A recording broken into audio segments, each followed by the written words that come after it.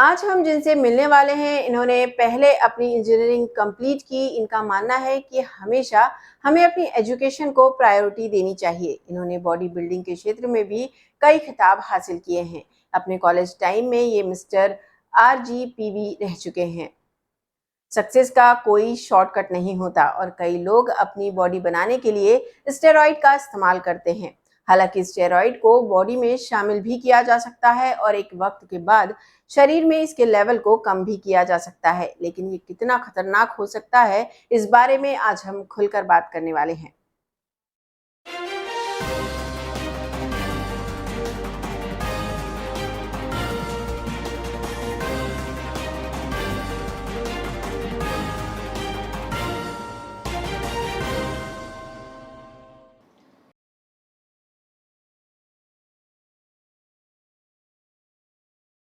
नमस्कार, मैं हूँ रचना श्रीवास्तव। सी टाइम्स में आप सभी का एक बार फिर से बहुत बहुत स्वागत है।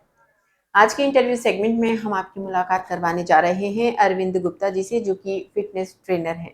तो आइए बातचीत का सिलसिला शुरू करते हैं और जानते हैं कुछ फिट रहने के टिप्स। बहुत बहुत स्वागत है आपका हमारे स्टूडियो में। Hello ma'am. सबसे पहला मेरा सवाल आपसे ये है कि आप इंजीनियर हैं और फिटनेस ट्रेनर, ये बिल्कुल अलग फील्ड है, तो किस तरह इंटरेस्ट हुआ इस तरफ आने का?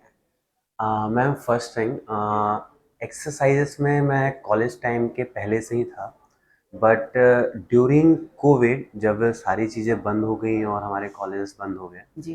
तो व्हाट आई रियलाइज कि मैं स्टडी तो कर रहा हूँ, बट कहीं ना कहीं मेरा थोड़ा बहुत इंटरेस्ट लोगों को एक्सरसाइज कराने और लोगों को हेल्थ कॉन्शियस बनाने में ज़्यादा है। जैसे कि कोविड के टाइम पे सबसे ज़्यादा प्रॉब्लम आ रही थी कि लोगों की हेल्थ कॉम्प्रोमाइज़ होने के कारण, ज़्यादा हेल्दी ना होने के कारण, उस वायरस से बहुत ज़्यादा जूझ रहे थे। तो मुझे लगा क्यों ना, जब मुझे इन चीज़ों के बारे में पता है, थोड़ी बहुत नॉलेज है, तो क्यों ना हमें इसे लोगों से शेयर करना चाहिए और बताना चाहिए इसके बारे में कि क्या है एक्चुअल में फिटनेस। जी। तो यही सारी चीज़ें समझ के फिर जब मैं वापस आया अपने कॉलेज पे, तो मैंने सोचा लेट्स स्टार्ट और कुछ ना एक जर्नी स्टार्ट की जाए और लोगों को ट्रेन करना चालू किया जाए। तो जब मैं वापस जबलपुर आया अपने कॉलेज के लिए, तो मैंने एक पार्ट टाइम जॉब चालू कर दी एज अ फिटनेस ट्रेनर। तो वहाँ से मैंने लोगों को ट्रेन करना चालू किया और फिर बाकी आगे सिलसिला बढ़ता गया। जी। तो आप इंजीनियरिंग की पढ़ाई कर रहे थे, फिर ओके। आपने बीच में फ़िटनेस ट्रेनिंग देना शुरू किया लोगों को। तो फैमिली का क्या रिएक्शन रहा कि बच्चा दूसरी साइड कैसे चला गया? ओके। मैम स्टार्टिंग में तो मैंने कभी भी नहीं बताया अपने पेरेंट्स को जी। कि मैं ये करना चाहता हूँ या करना है मुझे, क्योंकि जब भी हम कुछ भी चालू करते हैं तो एक मेरा तरीका है कि हिट एंड ट्रायल, एक बार ट्रायल तो करूँ, एक बार चालू तो करूँ, बिकॉज जी। स्टार्टिंग में उतनी प्रॉब्लम नहीं जाने वाली। हुँ, जब हुँ। हम आगे परस्यू करेंगे, जब एक फाइनेंशियल बैकअप नहीं होगा, तब डेफिनेटली जाएगी। हुँ, हुँ। तो मैंने एक स्टार्ट दे दिया।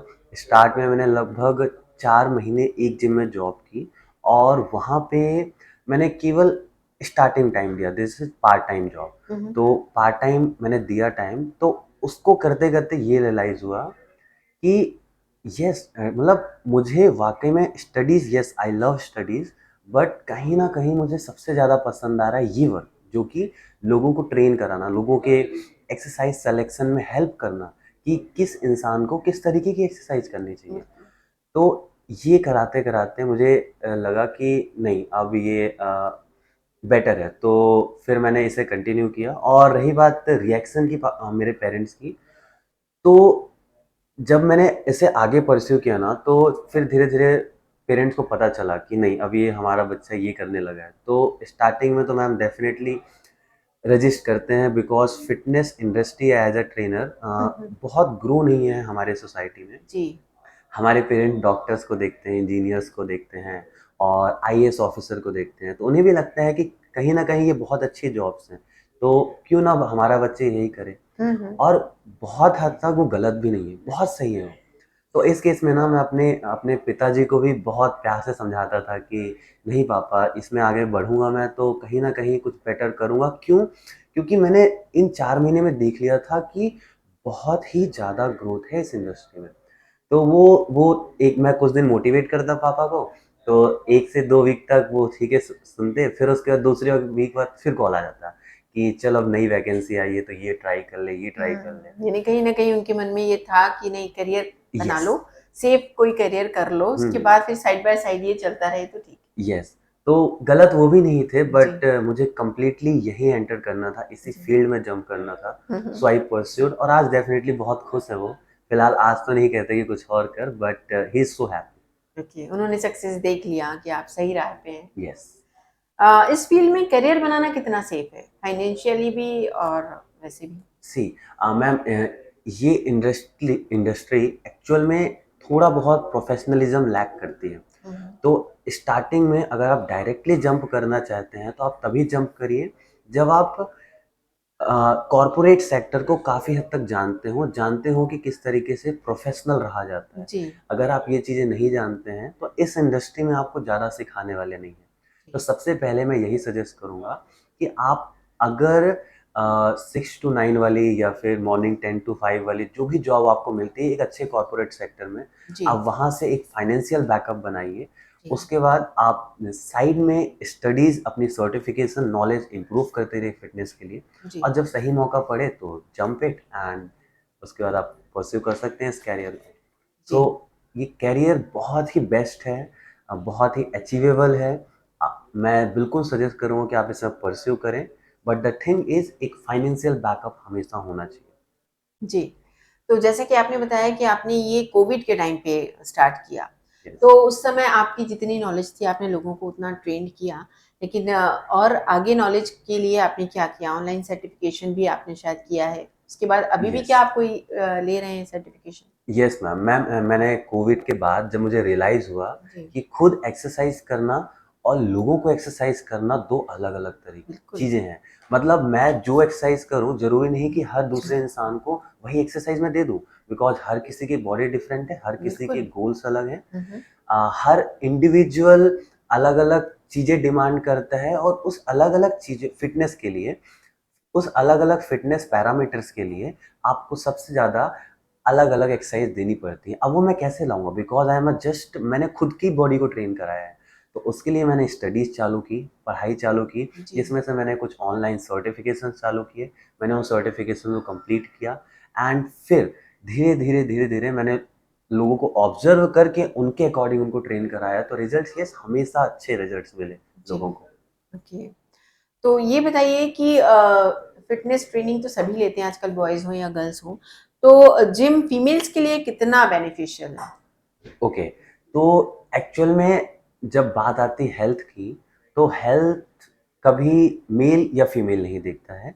हेल्थ की जब बात आती है तो आपको वुमेन्स को और मेंस को उतने ही लेवल पे ट्रेन करना चाहिए जितना कोई भी कर सकता है। सो अगर आप वुमेन्स की बात करें तो डेफिनेटली वुमेन्स को भी स्ट्रेंथ ट्रेनिंग, जिमिंग करनी चाहिए, जिससे उनकी मसल हेल्थ इम्प्रूव होगी। और मसल हेल्थ बोलने का मतलब कि आपको आपकी बॉडी नहीं बन जाएगी, आप बहुत सारी मसल्स, ऐसे बिग मसल्स, मस्कुलर नहीं बन जाओगे।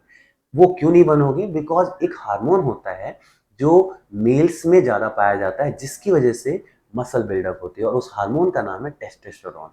तो वो हार्मोन मेल्स में ज़्यादा होता है, इसलिए वो मस्कुलर दिखते हैं। लेकिन वुमेन्स में यही हार्मोन बहुत कम अमाउंट में पाया जाता है, और उनका जो प्राइमरी हार्मोन है दैट इज ईस्ट्रोजन, जिसकी वजह से वो चाह कर भी कितनी भी वेट ट्रेनिंग कर लें, उनकी बॉडी में मसल्स नहीं बनेंगी, बहुत ज़्यादा मसल्स नहीं बनेंगी। बट जी। एक बेसिक लेवल ऑफ मसल हर किसी को ज़रूरी है, इसलिए उन्हें भी वेट ट्रेनिंग थोड़े अमाउंट में करना चाहिए, जिससे वो अपनी बोन हेल्थ, मसल हेल्थ को इम्प्रूव कर पाएँ। ओके। तो आपकी नज़र में प्रोटीन लेना कितना सही है एक जनरल फ़िटनेस के लिए? परफेक्ट। तो मैम, मैं प्रोटीन से पहले ये चीज़ समझाना चाहूँगा जी। कि बॉडी में जाने वाले न्यूट्रिएंट्स होते हैं, जिसमें प्रोटीन एक मैक्रो न्यूट्रिएंट होता है। हुँ, हुँ।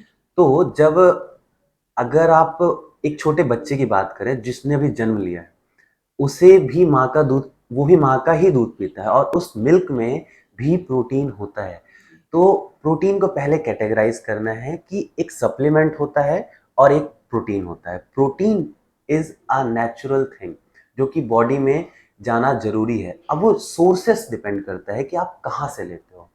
तो वो सोर्स, अगर आपका, आप वेजिटेरियन हो तो वो दाल से ले सकते हो, या फिर जितनी भी तरीके की दाल या पल्सेस हैं आप ले सकते हो, soya chunks, soya is better option, milk dairy products are better option. अगर आप नॉन वेजिटेरियन हो या फिर एगिटेरियन हो तो आप एग्स लोगे, या फिर चिकन, या फिर दूसरे फूड जो कंसीडर किए जाते हैं नॉन वेजिटेरियन में, आप उन्हें कंसीडर करिए। जी।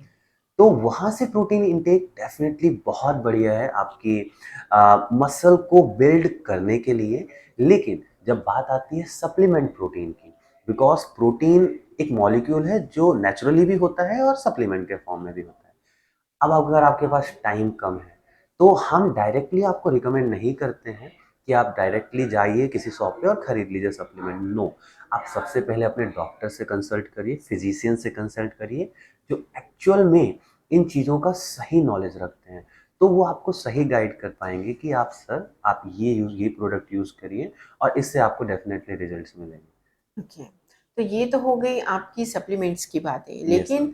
डाइट को लेकर आप क्या कहेंगे? क्या सजेशन देंगे कि वेजिटेरियन, नॉन वेजिटेरियन या वीगन, हम्म। इस पर क्या बोलेंगे?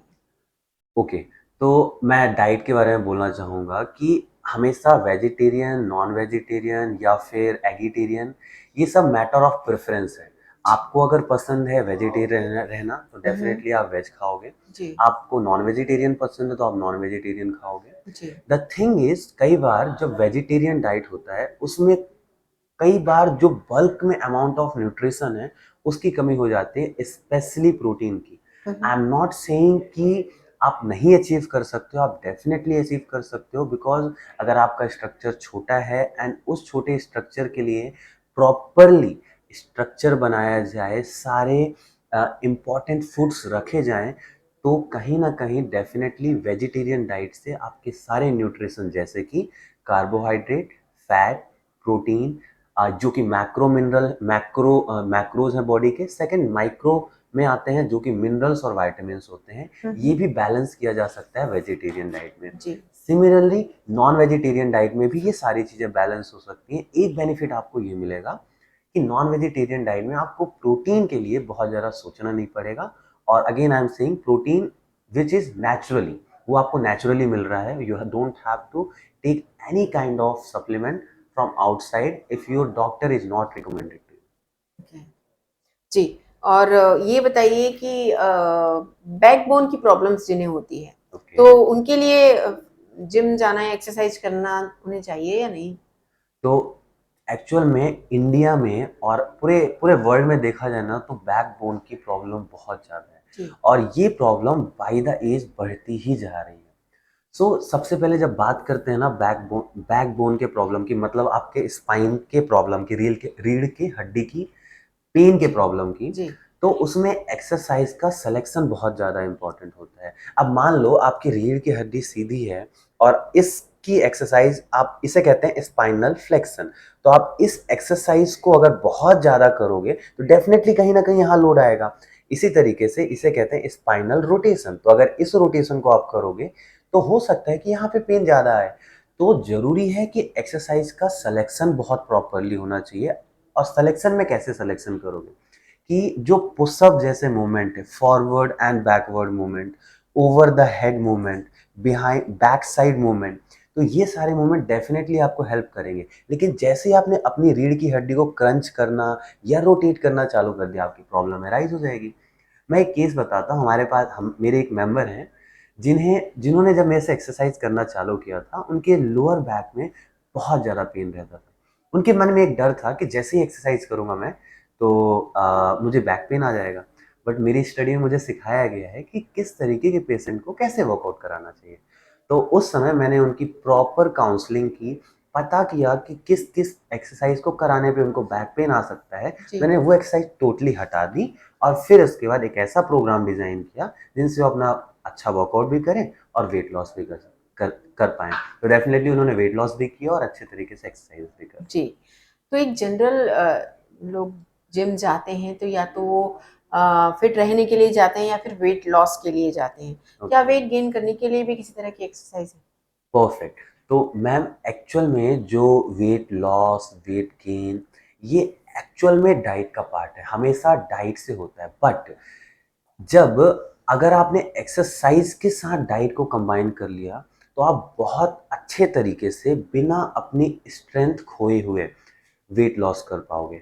जैसे कि इमेजिन करिए कि आपने एक इंसान ने एक्सरसाइज के बिना 10 किलो वजन कम कर लिया 5 से 6 महीने में। जी। अब उस इंसान की स्ट्रेंथ मतलब उसके इंसान की डेली एक्टिविटी काफ़ी हद तक परेशान कर सकती है उसको, बिकॉज़ जब उन्होंने वज़न लॉस किया, उन्होंने बॉडी से काफ़ी हद तक कुछ ऐसी चीज़ें भी ड्रॉप कर दी, जिसकी वज़ह से उनका मसल मास या फिर उनकी स्ट्रेंथ कम हो गई। तो मैं यही सजेस्ट करूँगा कि अगर आपको वेट लॉस करना है, तो सबसे पहले डाइट और एक्सरसाइज़ का बैलेंस बनाइए, पहला। अगर आपको वेट गेन करना है, तो डेफ़िनेटली एक्सरसाइज़ से वेट गेन किया जा सकता है। एक्सरसाइज एक्चुअल में आपका एपेटाइट लेवल और मेटाबॉलिज्म को इम्प्रूव कर देता है, जिस वजह से जब आप फूड इनटेक करोगे तो वो बॉडी में ज़्यादा अच्छे से एब्जॉर्ब, और अगर आपने कैलोरी सरप्लस, कैलोरीज का मतलब कि जो फूड आप बॉडी के अंदर डालते हो उसको मेजर करने का एक पैरामीटर, तो अगर वो आपके कैलोरीज इनटेक से मेंटेनेंस कैलोरीज से ज़्यादा हैं, तभी आप वेट गेन कर पाओगे। तो यस, डेफिनेटली अगर आप एक्सरसाइज करोगे और डाइट अपने कैलोरीज से ओवर इनटेक करोगे, तो आप वेट गेन कर सकते हैं। जी, आजकल सभी जिम जाना चाहते हैं, एक ट्रेंड बन गया है एक्चुअली। हाँ। और साथ ही छोटे बच्चे भी 11th, 12th, 10th के बच्चे भी जिम जाना चाहते हैं। तो क्या सही उम्र है जिम स्टार्ट करने की? ओके मैम, एक्चुअल में हम एक्सरसाइजेस और बच्चों को हम बचपन में कितनी सारे गेम्स खिलाते हैं, हम फुटबॉल खिलाते हैं, क्रिकेट खिलाते हैं। तो एक्सरसाइज तो यस मस्ट है बच्चों के लिए भी, बट जब आती है वेट ट्रेनिंग की, जिमिंग की, तो कहीं पे भी रिसर्चेस में ऐसा नहीं बोला गया है कि बच्चे एक्सरसाइजेस या वेट ट्रेनिंग नहीं कर सकते, क्योंकि आप एक चीज़ खुद देखिएगा, जब हम छोटे थे, हमारी उम्र 10, 12, 15, 18 साल तक हम बैग लेके स्कूल जाते थे। क्या वो बैग हल्के होते थे? आधे किलो के, 100 ग्राम के? नहीं ना, वो कम से कम 10 या 12 किलो के। और सोचिए उस बैग को बच्चा स्कूल से घर, घर से स्कूल, चलो आज तो स्कूल वैन है, बाइक्स हैं, बच्चे उसमें रख लेते हैं। बट उससे पहले की जो हमारी पीढ़ी थी, वो तो ऐसे ही ले जाते थे ना, उनकी हाइट तो कभी नहीं रुकी। सो प्लीज़ ये चीज़ समझिए, जो हाइट रुकने की बात है, वो कभी भी वेट ट्रेनिंग से नहीं रुकती है। आपकी हाइट आपके जेनेटिक्स, जो कि डीएनए पे डिपेंड करती है, 80% हाइट आपके डीएनए पे, जेनेटिक्स पे डिपेंड करती है, जी। और जो आपके रिमेनिंग कुछ परसेंट है वो आपके अच्छे खाने, स्लीपिंग पैटर्न, आपके बेटर हार्मोन्स की वजह से ग्रोथ होती है। ठीक है। तो यानी हम ये सीधी एक एक लाइन में बात कहें कि जिम जाने से हाइट नहीं रुकती। यस, बिल्कुल, जिम जाने से हाइट नहीं रुकती। काफ़ी मतलब लोगों में भ्रांतियाँ हैं इस तरह की, बड़े-बुज़ुर्ग बच्चों को रोक देते हैं कि नहीं अभी जिम नहीं जॉइन करो, हाइट रुक हम्म। जाएगी। तो आपने अच्छा बताया ये। जी। ये बताइए कि जनरल पॉपुलेशन फिटनेस और बॉडी बिल्डिंग में क्या फ़र्क है? ओके, तो मैम जैसे नाम से आप समझोगे कि जनरल पॉपुलेशन फिटनेस उन लोगों को कंसीडर करता है जिन्हें बहुत सारे मसल, बहुत सारी बॉडी नहीं बनानी है, उन्हें केवल और केवल फिट रहना है। और उनके फिट का रहने का मतलब क्या है कि जब वो कुछ भी एक्टिविटी करें, अचानक से सीढ़ियाँ चढ़ हुँ, रहे हुँ। हों, तो उनकी सांस ना फूले। हुँ, हुँ। अगर उनकी वाइफ ने बोल दिया कि चलो आज एक कुछ बर्तन उठा दो या फिर एक सिलेंडर उठा दो, हुँ, तो हुँ। अगर सर आप उठा पा रहे हो सिलेंडर, तो वो आपकी फिटनेस है, बस आपको ओके। उतना ही फिट रहना है। अगर आपको कभी अचानक से 1 किलोमीटर पैदल चलना पड़ जाए आपकी गाड़ी खराब होने की वजह से, और आप चल पा रहे हो, दैट इज़ योर फिटनेस। तो ये है जनरल पॉपुलेशन फिटनेस। हुँ, हुँ। इसमें कंसीडर किया जाता है कि जो बेसिक पैरामीटर्स हैं, वो आपके फुलफिल रहें। अब मान लीजिए आप फुटबॉल खेलना पसंद है, तो हर किसी को तो नेशनल या इंटरनेशनल लेवल फुटबॉल नहीं खेलना रहता है ना। आप क्या कहते हो कि मुझे बेसिक फिटनेस के लिए फुटबॉल खेलना है, हुँ, हुँ। बेसिक फिटनेस के लिए बैडमिंटन खेलना है। तो ये वैसा ही है, this is general population fitness. और जैसे ही आप जंप कर जाओगे इंटरनेशनल लेवल, फुटबॉल पे, क्रिकेट पे, हुँ, हुँ। या फिर किसी भी गेम पे, तो आप कहला जाओगे इंटरनेशनल लेवल पे। वैसे ही body building, body building is a sport, और वहां पे जंप करना इज डिफरेंट थिंग। हुँ। तो जनरल पॉपुलेशन एक अलग चीज है, और बॉडी बिल्डिंग एक वैसी ही चीज है जैसे एक फुटबॉल में इंटरनेशनल प्लेयर, या फिर इस फील्ड में आने वाला एक बॉडी बिल्डर। ठीक है। तो कई लोग बोलते हैं कि अगर हम डांस करते हैं, यस। तो फिर हमें किसी तरह की एक्सरसाइज़ की ज़रूरत नहीं है, हम फिट रहते हैं। ये कितना सही है? ओके, तो सी डांस डेफिनेटली आपको हेल्पफुल है, बट जब हम बॉडी में फिटनेस की बात करते हैं ना, तो फिटनेस के अलग अलग पैरामीटर हैं। मुझे ये बताइए, जब हम स्टडीज़ करते हैं, तो क्या स्टडीज़ में एक ही सब्जेक्ट होता है बस साइंस? नहीं ना, नहीं। साइंस होता है, मैथ होता है, बिल्कुल। फिजिक्स होता है, केमिस्ट्री होता है। तो मुझे बताइए, बॉडी के हेल्थ के पैरामीटर्स अलग अलग नहीं हो सकते?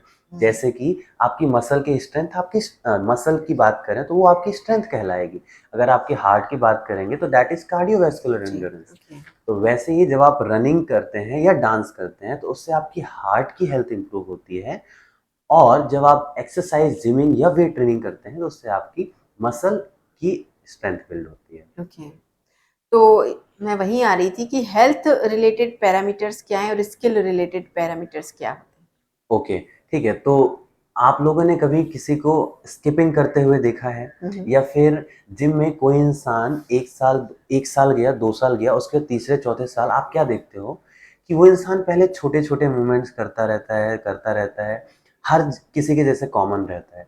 लेकिन कुछ समय बाद आप देखो वही इंसान इतनी अलग-अलग एक्टिविटी कर रहा है, कोई फ्लिप कर रहा है, कोई जी। टाइगर जंप कर रहा है, कोई सुपरमैन मतलब पुशअप करके हवा में आ जा रहा है। हुँ, हुँ। तो यहाँ पे मैं आपको समझाऊँगा कि हेल्थ रिलेटेड कंपोनेंट एक ऐसे कंपोनेंट हैं, जिसमें आपके मसल हेल्थ की बात की जाती है, आपके हार्ट की हेल्थ की बात की जाती है, लेकिन जब ये कंपोनेंट आपके क्लियर हो जाते हैं, कंप्लीट हो जाते हैं, तो हम आते हैं स्किल। स्किल में क्या-क्या आता है? जैसे कि बैलेंस करना, जैसे कि कोऑर्डिनेट करना, मतलब आपको एक पैर पे खड़ा करा दिया जाए और आपको बोला जाए कि एक हाथ से डंबल उठाओ या फिर एक हाथ से कोई वर्क करो। तो ये स्किल का पार्ट है, और इससे पहले वाला पार्ट है हेल्थ रिलेटेड ओके। कंपोनेंट। जी। कॉलेज टाइम में आपने बॉडी बिल्डिंग चैम्पियनशिप में पार्टिसिपेट किया, तो उसके ओके। बारे में कुछ बताइए? मैम, ये तो ऐसा था कि उस समय पता ही यही था। मुझे जनरल पॉपुलेशन फिटनेस या फिर नॉर्मल फिटनेस के बारे में बिल्कुल भी आइडिया नहीं था। तो मैं यही कहूँगा कि उस समय एक भेड़-चाल थी कि हर कोई ये कर रहा था तो क्यों ना मैं भी करूँ, दैट्स इट। तो उस कॉलेज के टाइम पे मैंने कुछ एक्सरसाइज़ेज़ चालू कर दी, और एक्सरसाइज़ेज़ करते-करते कुछ लोगों ने बोला कि ये एक स्पोर्ट भी है, इसमें थोड़ा-सा आगे जाओगे तो एक करियर भी बनाया जा सकता है। तो कॉलेज में इंटर कॉलेज कॉम्पिटिशन होते हैं आरजीपीवी से एफ़िलिएटेड, जो कि कॉम्पिटिशन हमारा पहले भोपाल में हुआ था, जहाँ पे मेरा सिलेक्शन नेशनल्स के लिए नहीं हुआ था। हुँ, हुँ। बट इन कॉलेज के थर्ड ईयर में फिर से एक कंपटीशन हुआ था, जहाँ पे मेरा सिलेक्शन डिस्ट्रिक्ट, स्टेट और नेशनल्स तक भी हुआ, जिसमें मुझे मिस्टर आरजीपीवी का टाइटल मिला। एंड यस, फिर उसके बाद मुझे समझ में आया कि अगर केवल और केवल फिजिक बिल्ड करना है तो आपको इधर जंप करना पड़ेगा बॉडी बिल्डिंग पार्ट में, लेकिन अगर आपको केवल लोगों को ट्रेन करना है तो आपको स्टडी करके प्रॉपर तरीके से जनरल फिटनेस पॉपुलेशन पे जंप करना पड़ेगा। सो आई डिसाइडेड कि स्टडी करूं और साथ ही साथ लोगों को ट्रेन करूं और एक्सरसाइज कराऊं, जिससे उनकी हेल्थ इम्प्रूव हो। तो वो जो चैम्पियनशिप में अवार्ड्स जीतते हैं इंटरनेशनल, नेशनल लेवल पे, तो वो चकाचौंध आपको अट्रैक्ट नहीं कर पाई? नहीं मैम, बिल्कुल भी नहीं। मुझे सबसे ज़्यादा अट्रैक्ट किया लोगों का ट्रांसफॉर्मेशन, हुँ, हुँ। जो लोगों को फिटनेस मैंने दी, वो सबसे ज़्यादा मुझे अट्रैक्ट की। मुझे ट्रॉफीज़ ने कभी अट्रैक्ट नहीं। ओके। तो हाइपरट्रॉफी और हाइपरप्लेसिया क्या है? ओके, तो एक्चुअल में हाइपरट्रॉफी ये वर्ड ना जिम की इंडस्ट्री में या फिर फिटनेस इंडस्ट्री में बहुत फेमस है। आप कभी देखो कि ऐसे डंबल हम उठा रहे हैं, जी। फॉरवर्ड, बैकवर्ड या कोई भी मूवमेंट कर रहे हुँ, हैं, हुँ। उनसे हमारी मसल क्यों बन जा रही है? तो इसका रीज़न एक है हाइपोट्रोफी। जी। अब हाइपोट्रोफी में भी एक एक और पार्ट है हाइपरप्लेजिया। अब जस्ट इमेजिन कि ये हमारे मसल्स हैं 1, 2, 3, 4। अब ऐसे ही इस मसल को डंबल्स के ऐसे मूवमेंट से ब्रेक किया जाए और मसल को रिपेयर किया जाए, तो रिपेयर करने के टाइम जब आप रेस्ट करोगे, न्यूट्रिशन लोगे, तो इसका साइज़ ग्रो होके कुछ इतना बड़ा दिखने लगे, उससे मसल ग्रोथ हुई। सेकंड, इमेजिन कि इतने सारे मसल हैं, फाइबर्स हैं, साथ ही साथ एक और जुड़ जाए ऐसे, तो उससे भी तो मसल की ग्रोथ हुई। तो जब नंबर ऑफ फाइबर्स इंक्रीज होते हैं उसे कहते हैं हाइपरप्लेजिया, और जब उसी फाइबर की विड्थ, चौड़ाई बढ़ती है, दैट इज हाइपोट्रॉफी। और दोनों ही बेनिफिशियल हैं और दोनों से आपकी बॉडी का मसल मास ग्रो होता है। ओके, तो इससे किसी तरह का पेन होता है जब मसल्स ग्रो करती हैं या बढ़ती हैं? यस, सी, अगर आप बिगनर हो और आपने स्टार्ट किया वर्कआउट और पहले ही दिन आपने एडवांस इंसान के जैसा वर्कआउट कर लिया, हुँ। तो आप जाहिर सी बात है बहुत पेन आएगा, क्योंकि एक्चुअल में आपके ट्रेनर और फिटनेस सेंटर में जो भी इन्फ्लुएंसर्स होते हैं उनका काम है कि कितना एक्सरसाइज आपको देना है। आप अगर पहले दिन आए हो तो इतनी सारी एक्सरसाइज सारी की सारी आपको नहीं कराई जा सकती। उससे क्या होगा, अगर आपने हाथों की एक्सरसाइज की तो आपके हाथ ऐसे हो जाएंगे, मूव भी जी। नहीं होंगे।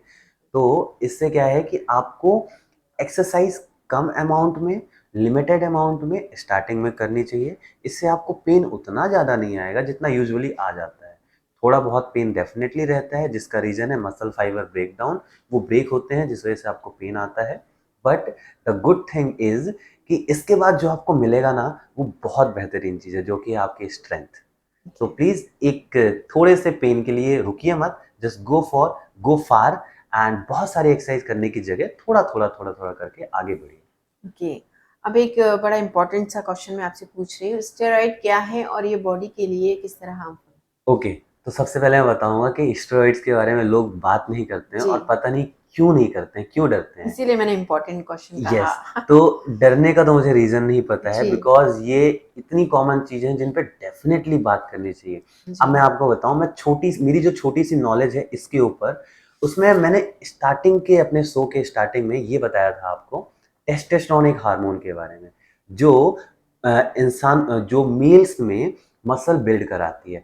अब आप खुद सोचिए ज़रा, अगर वो हार्मोन बॉडी में अलग से डाल दिया जाए, उसी के जैसा जो हार्मोन है ना, उसी के जैसा दिखने वाला कोई हार्मोन, उसी के जैसे उसकी मॉलिक्यूलर फॉर्मूला वाले हार्मोन अगर आपकी बॉडी में इंजेक्ट कर दिए जाएँ, तो क्या आपका मसल साइज़ नहीं बढ़ेगा?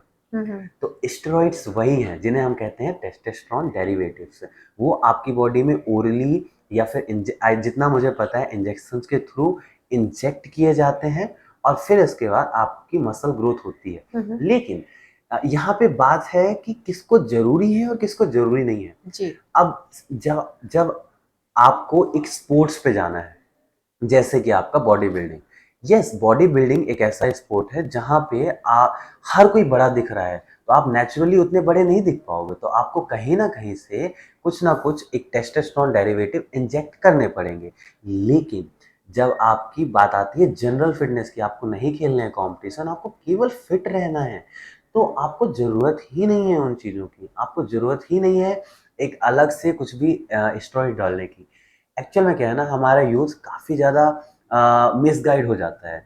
जी, उन्हें हर चीज़ में शॉर्टकट पसंद है। मतलब आप बच्चों कम को टाइम चाहिए में कि ज़्यादा। यस 3 महीने में 4 महीने में आपका फिज़िक बन जाए। जी, नहीं, आप इस चीज़ को समझो कि जितना ज़्यादा आप प्रोसेस में एंगेज रहोगे, जितने समय तक आप उस चीज़ को करते रहोगे, वो उतने लंबे तक आपके साथ चलेगा। तो definitely natural is good, but मैं ये नहीं कहूँगा कि स्टेरॉइड्स गलत हैं, अगर उन्हें सही नॉलेज के साथ लिया जाता है और स्पोर्ट्स में, जो एक्चुअल में उसका स्पोर्ट है बॉडी बिल्डिंग, वहाँ पे उसका यूज़ किया जाता है, वो डेफ़िनेटली बहुत अच्छे रिज़ल्ट देगा। लेकिन अपनी डेली लाइफ़ में केवल अच्छा दिखने के लिए, मस्कुलर दिखने के लिए, जी, उसका यूज़ करने का कोई पर्पज़ नहीं। जी। अ, तो आपको क्या लगता है कोविड के बाद लोग ज़्यादा फिटनेस फ्रीक हो गए? यस मैम, बहुत ज़्यादा। जब से लोगों को पता चला ना कि कोविड ने हर हर किसी के हार्ट के साथ खेला है। मतलब जो इंसान इतना ईज़िली सीढ़ियाँ चढ़ लेता था आफ्टर कोविड, आफ्टर वैक्सीनेशन, वो इंसान 4 सीढ़ियाँ चढ़ने में थक रहा है। मतलब जस्ट इमेजिन कि इतनी इतनी नीचे हमारी फिटनेस लेवल आज आ गई। नहीं, एक्चुअल में कोविड ने वाक़ई में कहीं न कहीं लोगों को फ़िटनेस के लिए बहुत ज़्यादा जागरूक कर दिया है, क्योंकि जब पता चला कि इस बीमारी से का डायरेक्ट रिलेशन है आपकी इम्यूनिटी से, हुँ, हुँ, तो लोगों ने एक्सरसाइज़ चालू कर दी। लोगों ने ये चालू कर दिया कि अपनी इम्यूनिटी कैसे बढ़ाई हुँ, जाती है। हुँ, और येस, एक्सरसाइज़ से आफ्टर एक पीरियड के बाद आपकी इम्यूनिटी भी बॉडी की बढ़ती है। तो येस, कोविड ने बहुत ज़्यादा लोगों को हेल्थी लाइफ़स्टाइल जीने के लिए मजबूर कर दिया है, और केवल जिम नहीं, लोग योगा कर रहे हैं, लोग बिल्कुल, अलग-अलग गेम्स खेल रहे हैं, और दैट इज़ गुड, बहुत बढ़िया है। जी। ये बताइए आपकी इंस्पिरेशन कौन है? किसको देख के आपको लगा कि मुझे भी ये करना है? मैम, अगर मैं सच कहूँ तो मैंने कभी भी किसी एक इंडिविजुअल को नहीं फॉलो किया। मैं हमेशा अपनी ही सुनता रहा, अपने दिल की और खुद की ही सुनता रहा। तो मुझे ऐसा लगता है कि मेरा इंस्पिरेशन मैं खुद ही हूँ। मैं हमेशा अपने आप को ही 1% बेटर हर दिन बनाने की कोशिश करता हूँ। खुद से ही लड़ता हूँ ताकि अगले दिन मैं खुद से बेटर हो पाऊँ। सो यही है मेरा एक इंस्पिरेशन कि every day 1% better than your last day. जी, बहुत ही अच्छा फ़ॉर्मूला है ये कि अपने आप से लड़ के आगे बढ़ना। यस। जी। ये बताइए आपका विज़न क्या है? अगले कुछ सालों में कोई प्लान आपका? परफेक्ट मैम, मेरा विज़न यही है, एक फ़िटनेस स्टार्टअप्स का, जिसमें मैं एक तरीके से जेन्युइन तरीका जो होता है वेट लॉस करने का, वेट गेन करने का या फिट रहने का, जो एक्चुअल में रिकमेंडेड गाइडलाइंस हैं, उनको लोगों तक पहुंचाना, अच्छे ट्रेनर्स तैयार करना, जो सिटी में और वर्ल्ड वाइड बहुत अच्छे तरीके से लोगों को ट्रेन करें। वो कुछ भी ऐसा ट्रेन ना करें जो उनकी थिंकिंग है, जो किताबों में नहीं लिखी है। तो मेरा यही मोटिव है कि जो बुक्स में, जो किताबों में जो प्रॉपर तरीका लिखा हुआ है एक्सरसाइज़ को कराने का, मैं हर किसी तक, हर इंसान तक पहुँचा पाऊँ। जी। आपकी नज़र में ट्रेनर को रखना मतलब एक यस, ट्रेनर से पर्टिकुलर ट्रेनिंग लेना लेना। कितना सही है? मैं आप लोग को ये बोलना चाहूँगा कि आपके आस-पास कोई ना कोई आईएएस, यूपीएससी की तैयारी करता है। कोई ना कोई, हर कोई जेईई मेंस की तैयारी करता है। मैंने जेईई क्लियर किया हुआ है, तो आई नो कि उसकी तैयारी के लिए भी मुझे कोचिंग जाना पड़ा था। जी। उसकी तैयारी के लिए मुझे कुछ ना कुछ सोर्सेस लेने पड़े थे। तो यस, अगर आप यूपीएससी करने के लिए एक कोचिंग हायर कर रहे हो, एक कोच ले रहे हो जो आपको स्टेप बाय स्टेप प्रोसीजर बताएगा, तो मुझे ये बताइए एक्सरसाइज आप कैसे खुद से कैसे कर सकते हो? सी, बहुत बेसिक लेवल पे एक्सरसाइज करनी है, ओके, आप बिल्कुल वॉक कर सकते हो, रन कर सकते हो। लेकिन जब बात आएगी कि पैर कहाँ पे रखना है, हाथों को कितना दूर ले जाना है, हुँ। कितना ले जाना है कि आपके किसी भी जॉइंट पे ज़्यादा पेन ना आए, तो ये आपके हाथ में नहीं है। आप इस चीज़ को समझो। आप या तो खुद से टाइम निकाल के स्टडी करो, गुड। अगर आपके पास समय कम है तो आपको डेफिनिटली एक ट्रेनर हायर करना चाहिए, हुँ, हुँ। जो आपको प्रॉपर तरीके से गाइड करे कि आपको, अगर आपके ये गोल्स हैं, अगर आपको यूपीएससी करना है तो आपको एक ऐसा कोच मिलेगा, वो गाइड करेगी कि ये किताबें पढ़ो। वैसे ही अगर आपको मसल या फिर हार्ट की हेल्थ या फिर स्टैमिना बढ़ाना है, तो आपका ट्रेनर या आपका कोच आपको बताएगा कि मैम आपको ये एक्सरसाइजेस करनी है। तो यस, एक ट्रेनर होना, एक फिटनेस इंस्ट्रक्टर या कोच होना आपके पास बहुत ज़रूरी है। तभी आप एक तरीके से बिना इंजर्ड हुए, बिना पेन लाए अपनी बॉडी में इफेक्टिवली वर्कआउट कर पाओगे। बिल्कुल। ये बताइए कि आप फ्री टाइम में इसके अलावा और क्या करते हैं? क्या शौक हैं आप? ओके, तो मैम सच बताऊँ तो मैं अपने फ्री टाइम पे एक्चुअल में इसी इंडस्ट्री के बारे में पढ़ना पसंद करता हूँ। ओके। सेकंड, मुझे स्पोर्ट्स में वॉलीबॉल और क्रिकेट बहुत ज़्यादा पसंद है। मुझे एक्सरसाइज़ेस में क्रॉसफिट और एक्सरसाइज़ की नेक्स्ट लेवल टच करना बहुत पसंद है। जैसे कि वो बेसिक बेसिक एक्सरसाइज़ तो हम मेंबर्स को भी सिखाते हैं, हम खुद भी करते हैं। जी। लेकिन एज़ अ फिटनेस ट्रेनर मुझे सबसे ज़्यादा पसंद है कि उस ट्रेनिंग का जो नेक्स्ट, जो मैक्सिमम लेवल है, जो सबसे ऊपरी सतह है, वहाँ तक जाना। तो मैं हमेशा अपनी एक्सरसाइज़ेस में नए-नए एक्सपेरिमेंट, नई-नई चीज़ें ट्राई करता हूँ। मैं कभी-कभी डांस भी सीख लेता हूँ, एंड यही सारी चीज़ें जो हैं, जो मुझे शायद ज़्यादा पसंद है। जी। तो चलते-चलते आप हमारे व्यूअर्स को क्या मैसेज देना चाहेंगे? मैं व्यूअर्स को यही बोलना चाहूँगा कि आप जिस तरीके से दिन भर में हर एक चीज़ के लिए थोड़ा-थोड़ा टाइम निकालते हैं, उसी तरीके से फ़िटनेस के लिए और एक्सरसाइज़ के लिए टाइम निकालिए। आप अपने आस-पास के सेंटर्स में कोई भी जो जिम है उसे जॉइन करिए। आप जिम नहीं जाना चाहते तो आप रनिंग चालू करिए, आप वॉकिंग चालू करिए। अगर आपको डॉक्टर्स ने रिकमेंड किया है कि आप एक बेसिक लेवल वॉक और रन से बढ़ के भी कुछ कर सकते हो, तो आप वो एक्टिविटीज़ भी चालू करिए। तो मैं ओवरऑल सबको यही बोलना चाहूँगा कि हेल्थ एक प्रीशियस चीज़ है, जो अपनी बॉडी को आपको देना चाहिए।